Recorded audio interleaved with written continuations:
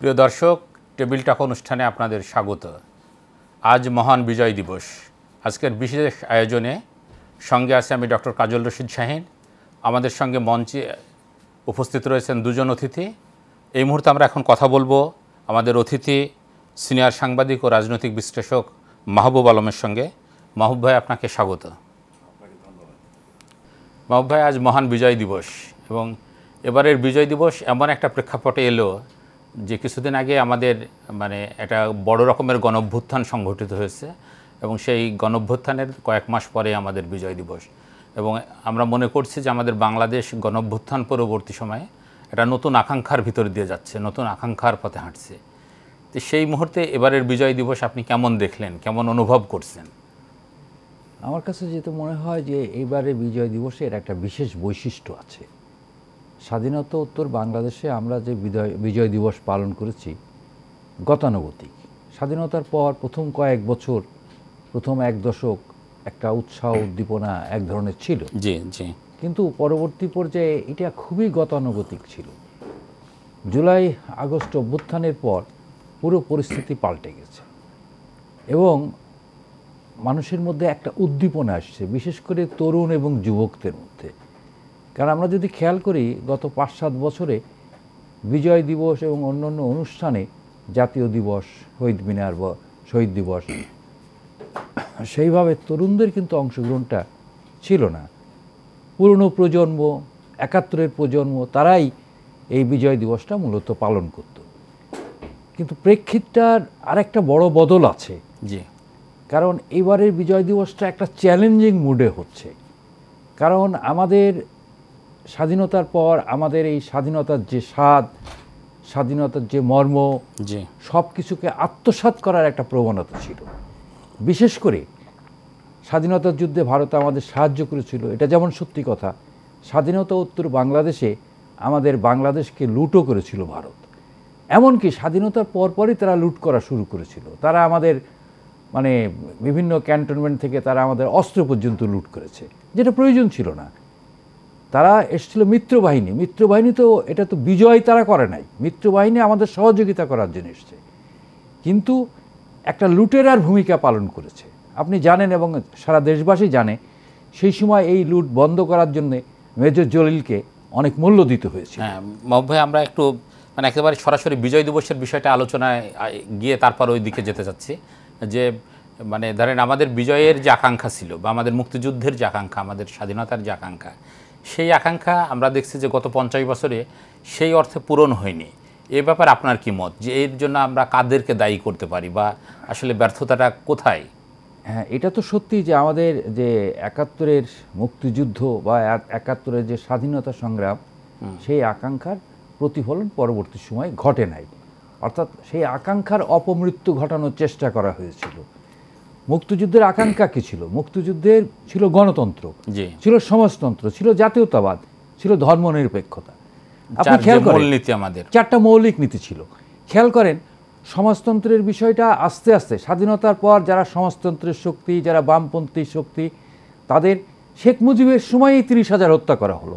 অর্থাৎ সমাজতন্ত্রের শক্তিকে তারা বিনাশ করে ফেললো। আর সমাজতন্ত্রের নামে একটা বিকৃত জিনিস হাজির করলো জাতীয়করণের নামে। অর্থাৎ সমাজতন্ত্রকে তারা এই সমাজ থেকে, এই দেশ থেকে তারা দূর করার জন্য সর্বোচ্চ করেছে।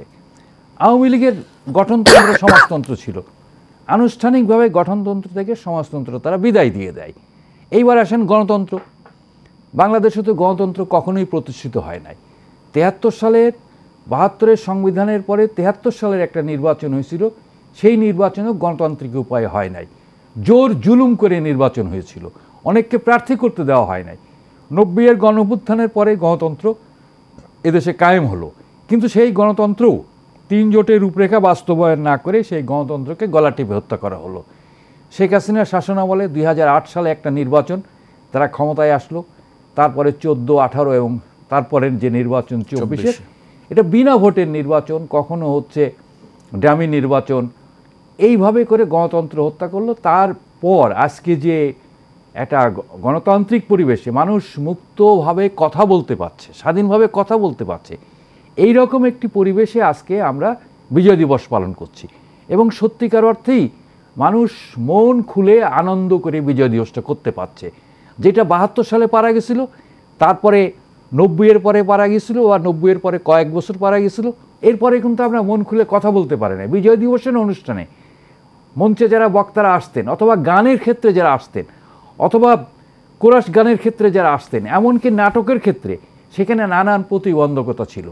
তখনকার স্বৈরাচারী বা ফ্যাসিবাদী শাসন ব্যবস্থা এমনভাবে কায়েম করা হয়েছিল যে নাটকেও কিছু কথা বলা যাবে না, কৃষকের কথা বলা যাবে না, শ্রমিকের কথা বলা যাবে না। কিন্তু আজকের যে বাস্তবতা, আজকে সবাই কথা বলতে পারছে, রাস্তায় দাবি নিয়ে নামতে পারছে। একটা জিনিস খেয়াল করেন, জুলাই আগস্ট আমরা তো এরকম পরিসর ধরেন ৯০ পরবর্তী সময়েও পেলাম, বা ধরেন ৬৯-এর একটা বড় গণ অভ্যুত্থানের পর ৭১ পরবর্তীতে ৭২-এও এসেও পেলাম। এবং ধরেন আমাদের পাওয়ার কিন্তু অতীত অভিজ্ঞতা ভালো, আবার পাওয়ার পরপরই কিন্তু আমাদের আবার ধরেন বিচ্যুতি হওয়ারও অভিজ্ঞতা রয়েছে। এই বিচ্যুতিটা কেন হয়? এই বিচ্যুতি কি শুধুমাত্র রাজনৈতিক দলের এক ধরনের ব্যর্থতা, নাকি এই বিচ্যুতির জন্য জনগণকেও যেভাবে গণতন্ত্রের জন্য অতন্দ্র প্রহরীর ভূমিকা পালন করতে হয়, জনগণেরও একটা মানে ধরেন ব্যর্থতা বা সচেতনতা বা সতর্কতা বা প্রযত্নের অভাব কি রয়েছে, এরকম মনে করেন আপনি? হ্যাঁ কাদুল ভাই, একটা জিনিস দেখেন, ৯০-এর গণঅভ্যুত্থানের পরে আমার স্পষ্ট মনে আছে, সেই সময় সিপিবির সভাপতি, অবশ্য সেই সময় সভাপতি ছিলেন না, পরে সভাপতি হয়েছিলেন, কমরেড মুজাহিদুল ইসলাম সেলিম, তিনি বলেছিলেন বাঙালি জাতি বারবার বিজয় লাভ করে এবং প্রতিবারই পরাজিত হয়। আসলে ৭২-এর ৭১-এর যে আত্মদান, যে রক্তদান, যে লড়াই, যে সংগ্রাম, এই লড়াইটাও আমরা বিজয়ের পর আমরা সেই বিজয় ধরে রাখতে পারি না। বিজয় হাতছাড়া হয়ে গেছিল, একটা দলের হাতে কুক্ষিগত হয়ে গেছিল, একটা ব্যক্তির হাতে কুক্ষিগত হয়ে গেছিল, এবং এই লড়াইটা আত্মসাৎ করেছিল পুরোপুরি ভারত এবং ভারতের শাসক গোষ্ঠী। ভারতের জনগণ কিন্তু না, ভারতের দুর্বৃত্ত শাসক গোষ্ঠী। আমার দেশের দুর্বৃত্ত শাসক গোষ্ঠী, ভারতীয় শাসক গোষ্ঠী যৌথভাবে আমাদের লড়াইটাকে, আমাদের সাফল্যটা আত্মসাৎ করেছিল। একইভাবে ৯০-এর গণঅভ্যুত্থানের যে সাফল্য, যে বিজয়, সেই বিজয়টা আমাদের আত্মসাৎ হয়ে যায়। তো এই যে আত্মসাৎ হয়ে যায়, এর মূল কারণ আমি যেটা মনে করি, সেটা হচ্ছে আমাদের রাজনীতিবিদদের অসততা, অসতর্কতা এবং রাজনীতিবিদদের মানে ক্ষমতা কুক্ষিগত করার একটা প্রবণতা। অর্থাৎ এইখানে গণতন্ত্রায়ন হয়নি, গণতন্ত্র প্রতিষ্ঠিত হয়নি। গণতন্ত্র প্রতিষ্ঠার শুভ লগ্নেই, অর্থাৎ সূচনা লগ্নেই এটা গণতন্ত্রকে আমরা নস্যাৎ করে দিয়েছি, যার ফলে এটা পারি নাই। এর জন্য আমাদের জনগণের দায়ী দায়িত্ব আছে, হয়তো বলতে পারেন, আপনি যেটা বললেন। এই জন্যই তো ডক্টর সিরাজুল ইসলাম চৌধুরী বলেছেন যে এবারের সাফল্য নির্ভর করবে যে এই ছাত্র জনতার যে শক্তি লড়াইয়ের ময়দানে ছিল, এই লড়াইয়ের ময়দানে তারা কতদিন থাকতে পারবে। এই লড়াইয়ের ময়দানে তারা যদি থাকে, তাহলে এই গণতন্ত্রের শক্তি বা গণতন্ত্র মানে তো শুধু ভোট না, সমাজের সর্বস্তরে গণতন্ত্র, অর্থাৎ রাজপথে যদি লড়াইয়ের শক্তি থাকে, তাহলে এই গণতন্ত্র থাকবে। আজকের এই যে ভালো যে ইমেজ, ভালো যে বার্তা, এমনকি আপনি যদি খেয়াল করেন, আমরা ভারতের কাছে নতজানু ছিলাম। আমি একজন মিডিয়া কর্মী হিসেবে জানি, কাশ্মীরে যখন মুসলিম নির্যাতন হয়, মণিপুরে যখন মণিপুরীদের নির্যাতন হয়, বা ভারতের সংখ্যালঘু জাতিগত নিপীড়ন যখন হয়, আমাদের বাংলাদেশের কাগজেও আমরা কিন্তু ওইভাবে লিখতাম না। কি প্রভুরা অখুশি হবে, কারণ আমাদের মালিকরা এক ধরনের মালিক সরকার। যেমন আমি একটা উদাহরণ দেই, যে আমার কাগজে একবার লেখা হয়েছিল যে সৌদি আরবে এই প্রবাসীদের উপরে নির্যাতন করা হয়, সেই নির্যাতনের মধ্যে বাংলাদেশিরাও আছে। এটা হচ্ছে এরশাদের শাসন আমলে। স্বরাষ্ট্র মন্ত্রণালয় থেকে চিঠি দিয়ে বলা হলো, বন্ধু রাষ্ট্রের সাথে সম্পর্কের অবনতি জন্য এই ধরনের প্রোপাগান্ডা করা হচ্ছে, কেন ব্যবস্থা নেওয়া হবে না, অর্থাৎ কাগজ কেন বন্ধ করা হবে না। তো এইভাবে ভারতের ক্ষেত্রেও তাই হতো। কিন্তু আজকে খেয়াল করে দেখেন, ভারতের বিরুদ্ধে আমরা বা ভারতের সাথে চোখে চোখ রেখে আমাদের মিডিয়া কথা বলছে, চোখে চোখ রেখে আমাদের পলিটিশিয়ানরা কথা বলছে। আমাদের রাজনীতিবিদরা যখন ভারতের নেতাদের সাথে, ভারতের মিডিয়ার সাথে চোখে চোখ রেখে কথা বলবে, আমাদের মিডিয়াও চোখে চোখ রাখবে, কারণ আমাদের মিডিয়া অনুসরণ করে আমাদের নেতাদের। কিন্তু মুশকিল হলো, আমাদের নেতাদের তো মেরুদণ্ড সোজা না, মেরুদণ্ড বাঁকা, এখনও সোজা হয় নাই। তো এইরকম একটি অবস্থায় এসে আমরা এবারকার বিজয় দিবস পালন করছি। তাহলে সেই জায়গা থেকে আমরা মানে প্রত্যাশা কেমন রাখতে পারি বা আমরা কেমন স্বপ্ন দেখতে পারি? আপনার অভিজ্ঞতার আলোকে কি মনে হয়? আপনার যেহেতু একটা দীর্ঘ জার্নি আছে সাংবাদিকতার বা রাজনীতি বিশ্লেষণের, সেই আলোকে। আমরা তো স্বপ্ন দেখি, বাঙালি জাতি বারবার স্বপ্ন দেখে। 52 সালে স্বপ্ন দেখেছিল তার রাষ্ট্রভাষা বাংলা হবে, তো সেটা কিন্তু হয়েছে, স্বপ্ন বাস্তবায়ন হয়েছে। পাকিস্তান রাষ্ট্র কাঠামোর মধ্যেই পাকিস্তান রাষ্ট্রভাষাকে বাংলা করতে বাধ্য হয়েছে, স্বীকৃতি দিয়েছে। স্বীকৃতি দিয়েছে। 69-এর গণ অভ্যুত্থানের ফলেই পাকিস্তান তো একটা ডিকটেটরশিপের একটা দেশ ছিল, কর্তৃত্ববাদী দেশ ছিল। আইয়ুব খান এমন কর্তৃত্ববাদী, এমন প্রচার করা হয়েছিল সে বিশ্বের সেরা একজন ব্যক্তি, কিন্তু সেই আইয়ুব খানকেও 69-এর গণ অভ্যুত্থানে বিদায় নিতে হয়। অর্থাৎ আমরা যে গণতন্ত্রের স্বপ্ন দেখেছিলাম, 69-এর গণ অভ্যুত্থানটা কী ছিল? 69-এর গণ অভ্যুত্থান ছিল গণতন্ত্রের প্রতিষ্ঠা। শুধু তো মানে আমাদের পশ্চিম পাকিস্তান আমাদেরকে ঠকাতো এইটার জন্য কিন্তু হয় না, মূল ছিল গণতন্ত্র প্রতিষ্ঠা এবং ব্যক্তির মর্যাদা এবং ধরেন ন্যায্য হিস্সা, একদম ন্যায্য হিস্সা, এবং কৃষি পণ্য থেকে শুরু করে শ্রমিকের অবস্থা ইত্যাদি ইত্যাদি। এই জন্য 69-এর গণ অভ্যুত্থান হয়েছিল। আমরা কিন্তু সেই আকাঙ্ক্ষা বাস্তবায়ন তখন কিন্তু করেছিলাম। যদি খেয়াল করেন এই যাবৎকাল সেই 47 থেকে শুরু করে আজকে 24 সাল পর্যন্ত শ্রমিকদের আন্দোলন সংগ্রামে রাষ্ট্রের কাছ থেকে দাবি আদায় করা, একটি ভালো শ্রম আইন তৈরি করা, আমরা কিন্তু করতে পেরেছিলাম 69 সালে গণ অভ্যুত্থানের পরে। ইভেন সামরিক শাসনের মধ্যে, পাকিস্তানের সামরিক শাসনের মধ্যে এ যাবৎকালের মধ্যে সর্বোচ্চ শ্রম আইন, যেটা ভালো শ্রম আইন হয়েছিল স্বাধীন বাংলাদেশে শেখ মুজিব যখন শাসনে, তিনি শ্রমিকের কথাও বলতেন কিছু কিছু, অবশ্য তিনি বেশি বলতেন না। সেই শ্রমিকদের সর্বোচ্চ নির্যাতনের মধ্যে রেখেছিল, কোনো শ্রম আইন এখানে করতে দেয় নাই। পরে এরশাদের সময় এসে একটা মোটামুটি একটা গ্রহণযোগ্য শ্রম আইনের মধ্যে এসেছিলাম, তারপরে কিন্তু আমরা আসতে পারি নাই। কাজে আমাদের কিন্তু বাস্তবায়ন হয়েছে, আমাদের আকাঙ্ক্ষার বাস্তবায়ন হয়েছে। আজকে এই আকাঙ্ক্ষার বাস্তবায়ন হবে এই কারণে, আমার এই বয়সে এসে যখন দেখি আমার রাজপথে এইবার তরুণরা, আমার চোখের সামনেই তো তরুণরা আন্দোলন করলো, কম বেশি আমরাও দেখেছি। এই তরুণদের চোখে মুখে যে স্বপ্ন এবং তাদের যে সাহস, এবং শুধু এই বাংলাদেশ, তাদের মাথার মধ্যে, তাদের রাজনৈতিক দর্শনের মধ্যে বিশ্ব দর্শন আছে। অতীতে আমাদের এখানে যে আন্দোলন হয়েছিল, যারা সংগ্রাম করেছিল রাজনৈতিক কর্মী, তাদের কাছে ওইভাবে কিন্তু বিশ্ব দর্শনটা ছিল না। যারা এখানকার বামপন্থী তারা কিছুটা বিশ্ব দর্শন বুঝতেন, আর বাদ বাকি বুঝতেন ধর্ম ইত্যাদি ইত্যাদি।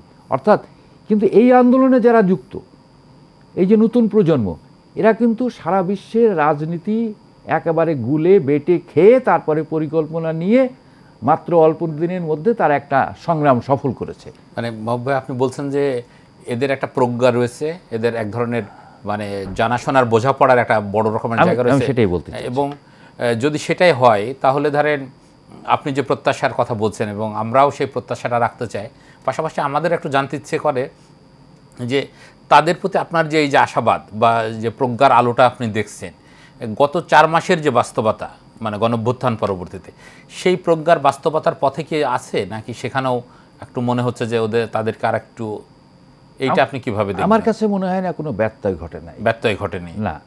আপনি লক্ষ্য করেন, তারা এই আন্দোলনের পর একটা অন্তর্বর্তী সরকার হবে, সেই সরকারের প্রধান মানে কাকে করা যায়, এই ক্ষেত্রে তাদের যে নির্বাচন, তাদের যে সিলেকশন, আমি তো মনে করি এর চেয়ে উত্তম সিলেকশন আর হতে পারে না।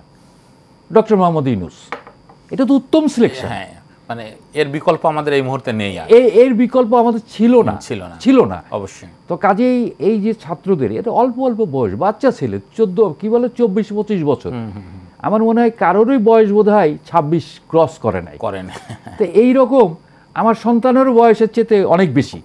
তো এই যে ছেলেরা এই যে একটা সঠিক সিদ্ধান্ত নিতে পারলো, একটা জিনিস আছে, সিদ্ধান্ত নেওয়ার মধ্যেই কিন্তু অর্ধেক কাজ হয়ে যায়। তো এই যে সঠিক সিদ্ধান্ত নিতে পারলো, এটা কিন্তু তারা অর্ধেক কাজ করে ফেলেছে। এরপরে কি হলো? এরপরে এর অবশ্যম্ভাবী ছিল যে আমাদের প্রতিবেশী দেশ ভারত, যারা আমাদের এখান থেকে সুবিধা নিত, সেই ভারত শেখ হাসিনার পতনটাকে মেনে নিতে পারে নাই, মেনে নেবে না, এটা কিন্তু ওরা জানতো। আমরা যেমন জানতাম, আমার দেশবাসী যেমন জানতো, আর আমাদের দেশে কৃষক শ্রমিক খুব ভালো করে জানতো। জি। কারণ ভারত সবচেয়ে বেশি শোষণ করেছে তো আমার কৃষক শ্রমিককে। আমার চিনি কল বন্ধ করে দিয়ে ভারত থেকে চিনি আনাইছে, আমার আখ চাষিরা ক্ষতিগ্রস্ত হয়েছে। আমার আদমজি বন্ধ করে দিয়েছে, আমার নিশাদ জুট মিল বন্ধ করে দিয়েছে, চট্টগ্রামের সিএমসি বন্ধ করে দিয়েছে।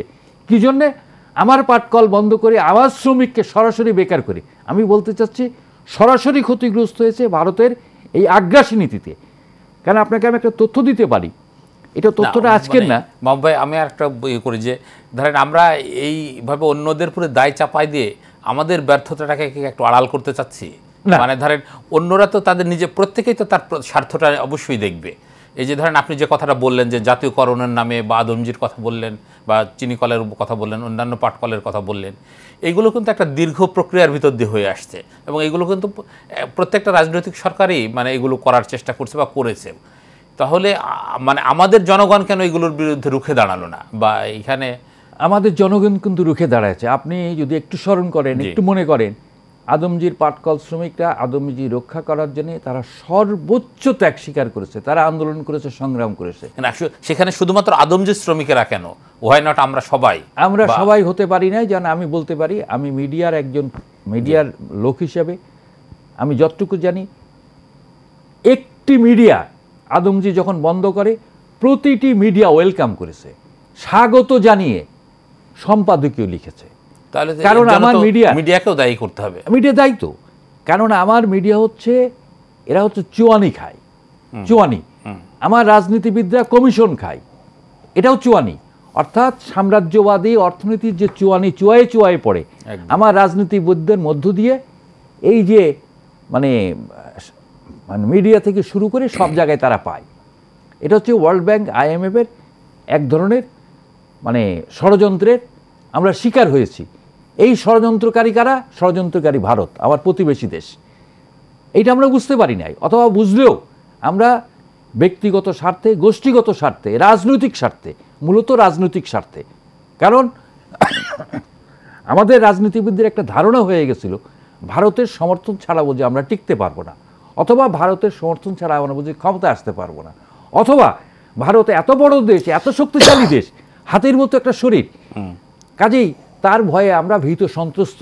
আমাদের টোটাল জনগোষ্ঠীকে, বিশেষ করে শিক্ষিত এবং অর্ধশিক্ষিত, শিক্ষিত এবং ব্যবসায়ী জনগোষ্ঠীকে এরা সন্ত্রস্ত রাখতো। অর্থাৎ ওদের বিরুদ্ধে কিছু বলা যাবে না। কারণ আপনি দেখেন মানে আন্তর্জাতিকভাবে ওয়ার্ল্ড ব্যাংক এখানে সেখানে, এবং বিশেষ করে আপনার এই সকল ইয়ার সঙ্গে আমি একমত, কিন্তু আমার পাশাপাশি এই প্রশ্নটাও যে ধরেন এই যে বর্তমানে যে অন্তর্বর্তীকালীন সরকার, এবং এই সময় আপনি খেয়াল করে দেখেন যে আপনি যে প্রশ্নগুলো বলছেন যে IMF এর কথা বা ওয়ার্ল্ড ব্যাংকের কথা, কিংবা ধরেন মানে পরাশক্তিধর দেশগুলোর কথা বা আঞ্চলিক পরাশক্তি যারা, তাদের কথা, পাশাপাশি ধরেন এই জিনিসটাও তো আসে যে বর্তমান যে সরকার, ধরেন আমাদের এই সরকারের পক্ষ থেকে কিন্তু এখন বলা হচ্ছে যে চুক্তি বাতিল করা অনেক কঠিন, কিন্তু চুক্তি বাতিল করা কি অভ্যুত্থান করার চেয়েও কঠিন? বা ধরেন আমাদের এই সরকার, এই যে আমাদের মানে আমরা কোথায় কোথায় অন্যদের প্রতি মানে দ্বারস্থ হই বা অন্যদের প্রতি নির্ভরশীল। প্রধানতম একটা খাত হলো যে আমাদের চিকিৎসা খাত। এই সরকারের পক্ষ থেকে কি চিকিৎসা খাতের ক্ষেত্রে কোনো ধরনের প্রতিশ্রুতি, কোনো ধরনের অ্যাকশন আমরা এখন পর্যন্ত শুনতে পাচ্ছি? মানে এইসব জায়গাগুলোতে কেন আমরা হচ্ছে না, বা আমাদের তরুণ প্রজন্ম কেন এইসব জায়গাগুলোতে একটু নক করছে না? ভাই আমরা তো মনে করি যে আজকের বিজয় দিবসে এইসব নিয়েও আজকে কথা হওয়া উচিত ছিল, আজকের বিজয় দিবসে এইসব নিয়েও মিটিং মিছিল হওয়া জরুরি ছিল। কাজল ভাই, ব্যাপারটা হচ্ছে যে যেমন চিকিৎসার ব্যাপারটা কিন্তু রাতারাতি সম্ভব না। আমরা আমাদের চিকিৎসা ব্যবস্থাকে ভারত নির্ভরশীলতা তৈরি করা হয়েছিল আস্তে আস্তে, ধীরে ধীরে তৈরি করা হয়েছিল, এবং আমরা পুরোপুরি ভারত নির্ভরশীল হয়ে গেছিলাম। জি। কিন্তু এইখান থেকে যে নিয়ে এসে আমাদেরকে স্বনির্ভর একটা চিকিৎসা ব্যবস্থা তৈরি করা, এটা কিন্তু রাতারাতি সম্ভব নয়, সময় লাগবে। না, আর ধরেন আপনার সময় লাগুক, কিন্তু সেই যাত্রাতেও আমরা করতেছি না মনে হয়। সেই যাত্রায় ধরেন আমাদের এতগুলো মেডিকেল কলেজ করা হয়েছে, আমাদের মেডিকেল কলেজে কয়েকটাকে ধরেন হচ্ছে বিশ্ববিদ্যালয়ে রূপান্তর করা হয়েছে, কিন্তু তার ফলাফলটা কি?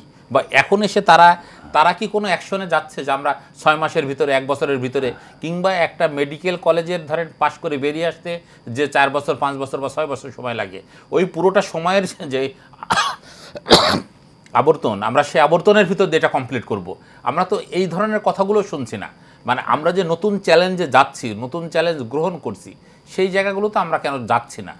আমাদের ছাত্র আন্দোলনের নেতারা এবং আমাদের ছাত্রদের যে প্রতিনিধি এই সরকারে আছে তারা কিন্তু এই কথাগুলো বলছে আমরা ঢেলে সাজাবো, কিন্তু এখনো পর্যন্ত এর কার্যক্রমটা শুরু হয় নাই। আমার ধারণা এই কার্যক্রমটা শুরু হবে, কারণ যে কারিকুলামে ভারতীয় ছাত্ররা পড়াশোনা করছে একই কারিকুলামে আমার ঢাকা ইউনিভার্সিটি, এই ঢাকা বাংলাদেশের মেডিকেল কলেজের ছাত্ররা একই কারিকুলাম কিন্তু তারা শিখছে, পড়ছে। এবং আমরা মূলত পশ্চিমা বিশ্বের মেডিকেল সায়েন্সের বইগুলো পড়ি, ইউরোপ আমেরিকার বইগুলো পড়ি।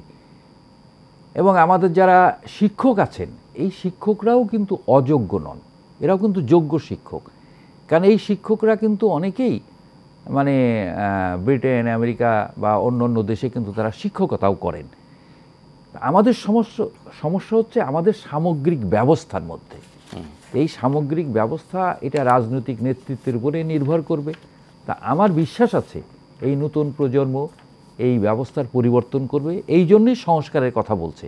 আপনি যদি খেয়াল করেন আমাদের অন্তর্বর্তী সরকারের প্রধান উপদেষ্টা তিনি কিন্তু নির্বাচনের গুরুত্ব যেমন দিচ্ছেন সংস্কারের কথাও বলছেন। তিনি রাজনীতিবিদদের একটা কথা কিন্তু বেশ কয়েকবার বলেছেন, আপনারা নির্বাচনের কথা বলছেন, সংস্কারের কথাটা একটু বলুন। আসলে সংস্কারটা দরকার, কারণ আমাদের শুধু তো চিকিৎসা না, আমাদের সর্বক্ষেত্রে সংস্কার দরকার। আমাদের চিকিৎসায় সংস্কার দরকার, শিক্ষায়।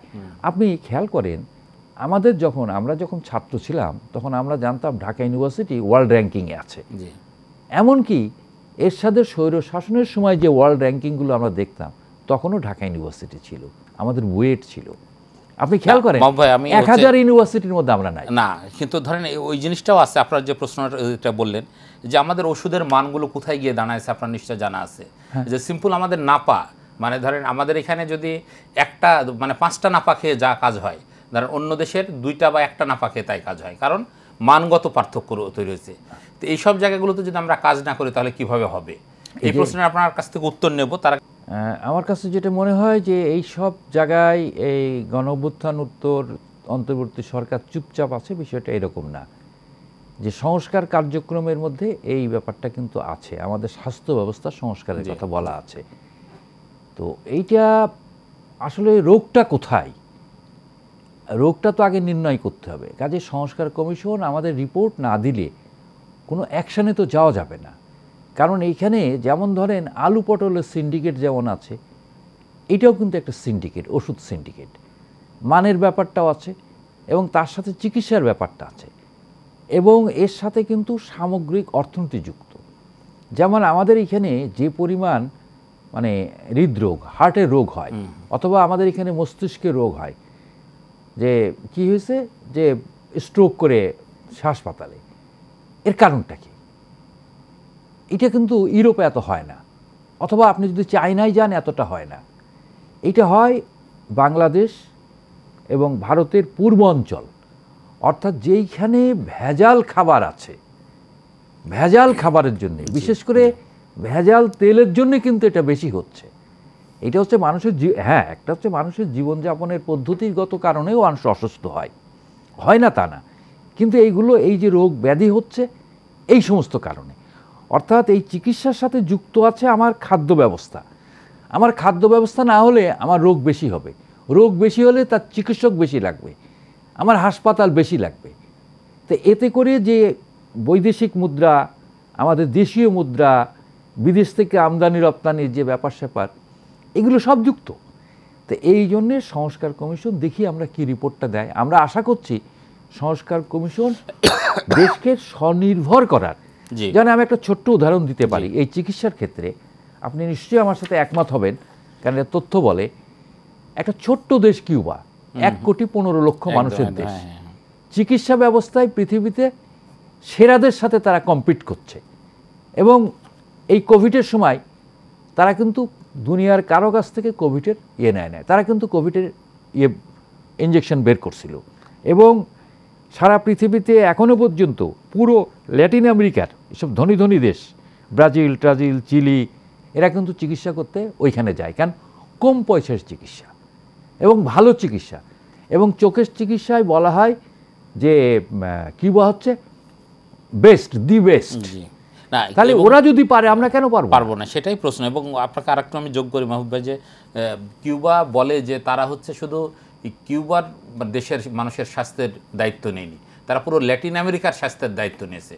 তার মানে তাদের মানে কতটা মানে দক্ষতা অর্জন করলে বা কতটা স্বাবলম্বী হলে যে তারা এই ধরনের কথা বলতে পারে।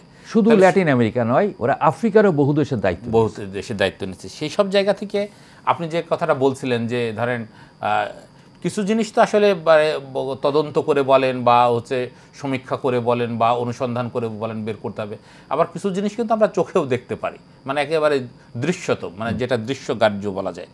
সেই সব জায়গাগুলোতেও আমরা মনে করি যে ধরেন হয় না যে মানে একটা অভ্যুত্থানের ভিতর দিয়ে তো মানুষের ভিতরে আসলে প্রকৃতার্থে অনেক বড় স্বপ্ন তৈরি হয়, চেতনা তৈরি হয় এবং সেই স্বপ্ন কিন্তু একদম উপরতলার মানুষ থেকে শুরু করে নিচুতলার মানুষের পর্যন্ত। কিন্তু নিচুতলার যারা মানুষ, যারা প্রান্তিক মানুষ, তারা আসলে এই স্বপ্ন কতদিন ধারণ করতে পারে যদি তারা দৃশ্যত কিছু না দেখে।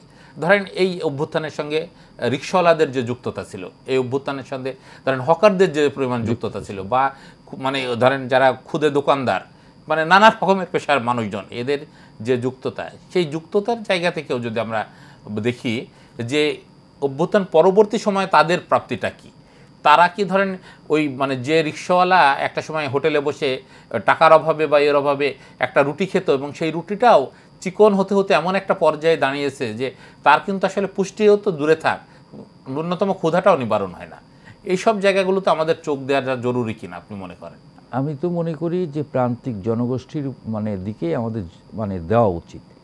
এবং যদি আমাদের এই কৃষক শ্রমিক বা আমাদের মানে কি বলে দিনমজুর খেটে খাওয়া মানুষের দিকে যদি আমরা নজর না দেই তাহলে এই বাংলাদেশ টিকবে না।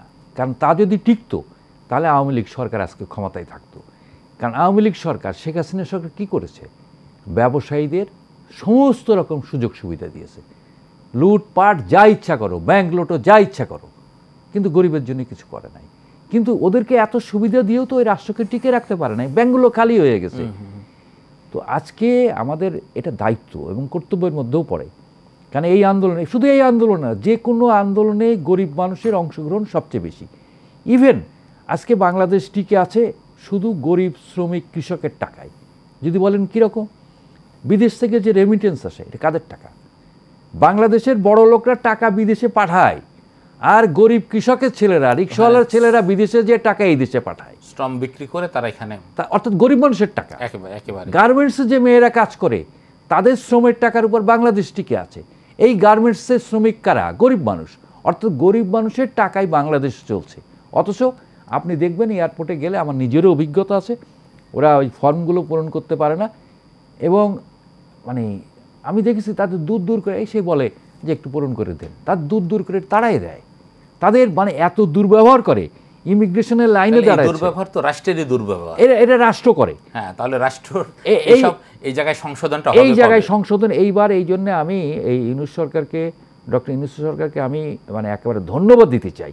যদিও সরকার এখনও ধন্যবাদ পাওয়ার জায়গায় এসছে বলে মনে করি না, কিন্তু এই একটি জায়গায় ধন্যবাদ দিতে চাই যে এই যে প্রবাসী যারা, তাদের প্রতি সম্মান প্রদর্শনের জন্যে কিছু উদ্যোগ নিয়েছে। কেন আমি দেখেছি লাইনে দাঁড়াইছে এই মেয়েরা, এই ছেলেরা, ইমিগ্রেশনদের সাথে কী যে দুর্ব্যবহার করে চিন্তা করা যায় না। আবার পাসপোর্টটা উল্টায় পাল্টায় দেখে পাসপোর্টটা ঠিক আছে কিনা, কি পরিমাণ মানে পয়সা। জি। আবার আমাদের ধরেন এখানে আমরা তো একটা কৃষি নির্ভর দেশ ছিলাম এবং কথা ছিল যে আমাদের দেশটা হবে রপ্তানি নির্ভর দেশ, কিন্তু উল্টা আমাদের দেশটা হয়ে গেল আমদানি নির্ভর দেশ। এগুলো কি ষড়যন্ত্রের অংশ বলে আপনি মনে করেন? এইখানে যে পুরোটা ষড়যন্ত্র তা না, এইখানে আমাদের ব্যর্থতা। যেমন বাংলাদেশ তো একসময় মানে পুরোপুরি কৃষি নির্ভর ছিল, এখনও কৃষি নির্ভর। আমাদের অর্থনীতি, আমাদের গ্রস ডোমেস্টিক প্রোডাকশনের বড় অংশ কিন্তু আমাদের কৃষি থেকে আসে। কিন্তু আমরা মানে প্রজেকশন করার সময় আমরা প্রজেকশন করি এখান থেকে সেখান থেকে আসছে। এখনও কিন্তু তাই, আমরা কিন্তু এখনও কৃষি নির্ভর। আমার কিন্তু শিল্পায়ন আমাদের দেশে হয় নাই। আমাদের দেশে যেটা হয়েছে ট্রেডিং। আমাদের দেশে এই সমস্ত মানে ফালতু কিছু ব্যবসায়ী তারা বিদেশ থেকে আমদানি করে, কমিশন খোর তৈরি করেছি আমরা কিন্তু শিল্প তৈরি করতে পারি নাই। এই কৃষকের প্রতি আমাদের কোনো নজর নাই, এবং এটা পুরোপুরি রাজনৈতিক ব্যর্থতা।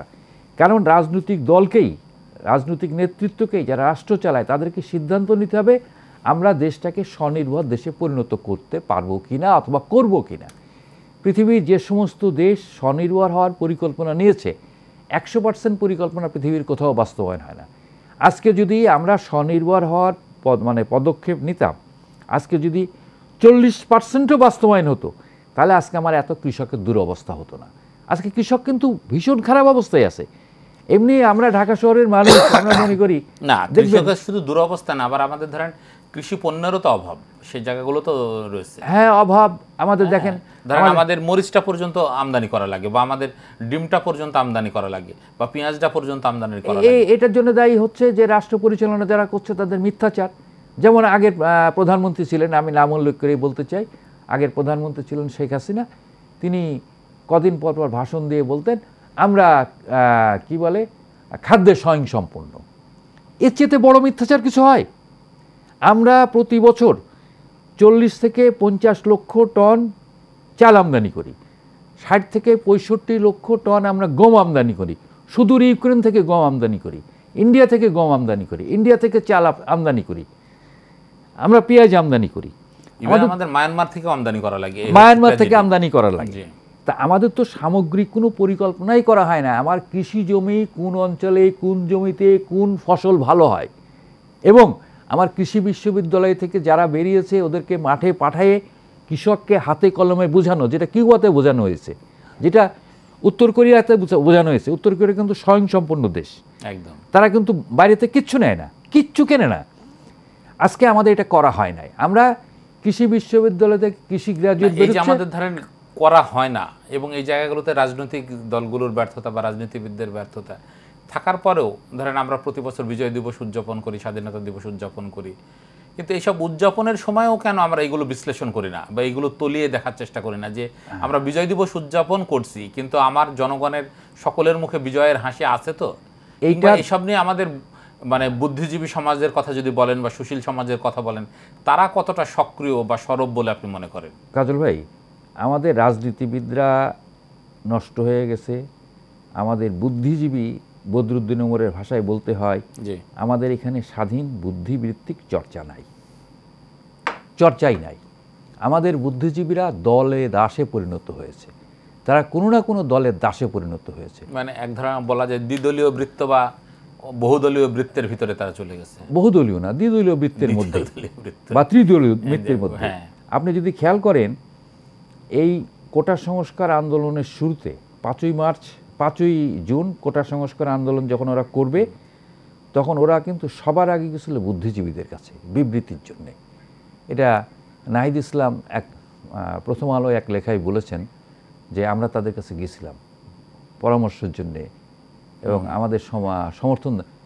একজন বুদ্ধিজীবী বিবৃতিতে স্বাক্ষর করেন, নট এ সিঙ্গেল ওয়ান। ভাবতে পারেন তাহলে আমাদের বুদ্ধিজীবীদের অবস্থাটা কি? মাহবুব ভাই, আমরা একটা বিরতি নিব।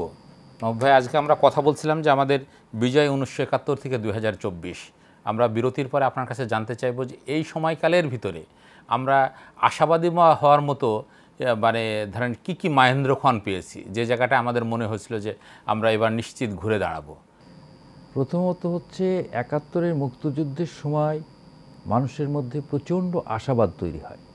তখন আমি তো ছাত্র, ক্লাস 9-এ পড়ি। আমি তখন সাধারণ রিক্সাওয়ালাকেও দেখেছি স্বাধীনতার পর যে একটা কিছু হবে, তাদের জীবনের পরিবর্তনটা হবে। কৃষকও তাই চিন্তা করত যে তার জীবনের একটা পরিবর্তন হবে, তার ছেলেমেয়ের একটা লেখাপড়ার ব্যবস্থা হবে। তখন তো একেবারে লেখাপড়ার ব্যবস্থা ছিল না, স্কুল ছিল না, রাস্তা ছিল না। তাদের কিন্তু এক ধরনের আশাবাদ ছিল, খুব বড় কিছু না, অর্থাৎ মোটা ভাত মোটা কাপড়ের একটা আশা, ন্যূনতম একটা আশাবাদ ছিল। সেই সময় শিল্প ইত্যাদি ইত্যাদি বিষয় তখন আমাদের আকাঙ্ক্ষার মধ্যে ছিল না। আজকে অনেকে এটা মনে করে আমাদের 71-এর মুক্তিযুদ্ধে সাধারণভাবে আমাদের আর একটা বিষয় ছিল যে এদেশে গণতন্ত্র প্রতিষ্ঠা হবে, আমরা ভোট দিতে পারবো, আমরা কথা বলতে পারবো। কিন্তু সেই আশাবাদ আমাদের টেকে নাই। আমরা মাত্র অল্প কিছুদিনের মধ্যেই এটা একদলীয় শাসন ব্যবস্থার মধ্যে চলে গেল, একটা ফ্যাসিজম এখানে কায়েম হলো, এখানে বিরোধী দলে যারা ছিল তাদেরকে মারা হলো, আপনার বিরোধী দলের ঢাকা শহরে বিরোধী দলের মিছিলে সরাসরি ব্রাশ ফায়ার করা হলো, মারা গেল। তো এইটা মানে মানুষ আশাহত হয়েছে এবং মানুষ ভীষণভাবে আশাহত হয়েছে। তারপরে আবার তারা আশাবাদ দেখলো 90-এর গণঅভ্যুত্থানের মধ্য দিয়ে। অবশ্য মাঝখানে আরেকটা আশাবাদ জ্বালিয়েছিলেন প্রয়াত রাষ্ট্রপতি জিয়াউর রহমান, মানে 7ই নভেম্বরের ঘটনার পর ওই যে 19 দফা কর্মসূচির ভিতরে 19 দফা কর্মসূচি 7ই নভেম্বরের ঘটনার পরবর্তী সময় 19 দফা কর্মসূচির ভিতরে আপনি যদি খেয়াল করেন সেখানে একটা গুরুত্বপূর্ণ বিষয় ছিল, সেটা হচ্ছে উনি কৃষির উপরে জোর দিয়েছিলেন, উনি খাল কাটার উপর জোর দিয়েছিলেন। তা এখানকার মানুষ আমার মনে আছে বিভিন্ন লোকেরা হাসাহাসি করতো খাল কাটা, তখন কিছু খাল কেটেছিল বলে কাজ হয়েছে, আজকে খাল নাই বলে পানি যাচ্ছে না। কারণ যদি মনে করেন ফারাক্কার পানি নাও আটকাতো তারপরেও তো আমাদের খাল কাটতে হতো। একদম আমার তো সেচ ব্যবস্থা তৈরি করতে হবে, হয় পাইপ লাইনে পানি দিতে হবে, নাই খাল কেটে পানি দিতে হবে। তা আমাদের মতো দেশে সারা দেশে পাইপ লাইনে পানি দেওয়া সম্ভব না, খাল কেটেই পানির ব্যবস্থা করতে হবে। তিনি কিন্তু এই একটি জায়গায় অন্তত হাত দিয়েছিলেন। আর একটা জায়গায় হাত দিয়েছিল, এই অঞ্চলের রাজনৈতিকভাবে এই অঞ্চলের সমমর্যাদার বিষয়টা। ভারতের সাথে বাংলাদেশের তৎকালীন সম্পর্ক ছিল অনেকটা বড় ভাই সুলভ, দাদাগিরি চলতো, কিন্তু জিয়াউর রহমান চোখে চোখ রেখে কথা বলার জন্য তিনি সার্কের প্রথম প্রস্তাব করেন, তার প্রস্তাবেই কিন্তু পরবর্তী পর্যায়ে সার্ক হয়। এবং খেয়াল করে দেখেন মানে সেখানে কি বলা হলো, সবার ঐক্যমতের ভিত্তিতে সিদ্ধান্ত, মানে এখানে কোনো ভোটাভুটি রাখলেন না। ভোটাভুটি রাখলে ভারত কি করতো, নেপালকে পকেট থেকে বের করে, ভুটানকে পকেট থেকে বের করে ভোটাভুটিতে জিতে যেত। অর্থাৎ এই জায়গাগুলো তিনি মানে অ্যাড্রেস করেছিলেন। কিন্তু ওই সময় আমাদের মধ্যে একটা আশাবাদ তৈরি হয়েছিল যে না, গ্রাম পর্যায়ে, মানে জিয়াউর রহমান কিন্তু রাজনীতিটাকে গ্রাম পর্যায়ে নিয়ে গেছিলেন। এরপরে আমরা 90-এর গণঅভ্যুত্থানের মধ্য দিয়ে মানুষের মধ্যে একটা আশাবাদ, বিশেষ করে ওই সময় ছাত্র এবং শ্রমিকদের মধ্যে, আমি বলবো না ওই সময় কৃষকের অংশগ্রহণ কিন্তু ছিল না, যদিও আমরা অনেক সময় বলি 90-এর গণঅভ্যুত্থানে মূলত ছিল একেবারে নাগরিক অভ্যুত্থান। তো এই নাগরিক অভ্যুত্থানে কৃষকের অংশগ্রহণ ছিল না, কিন্তু শ্রমিক এবং ছাত্র জনতা এরা কিন্তু এক ধরনের মানে তারা একটা স্বপ্ন দেখছিল। কিন্তু সেই স্বপ্ন ওদের ধূলিসাৎ হয়ে যায় যখন দেখে যার বিরুদ্ধে লড়াই করেছে সেই স্বৈরাচারে এরশাদকেই পুনর্বাসন করা হলো। তাদের লড়াইয়ের স্বপ্ন শেষ হয়ে যায়, তারা হতাশ হয়ে যায়।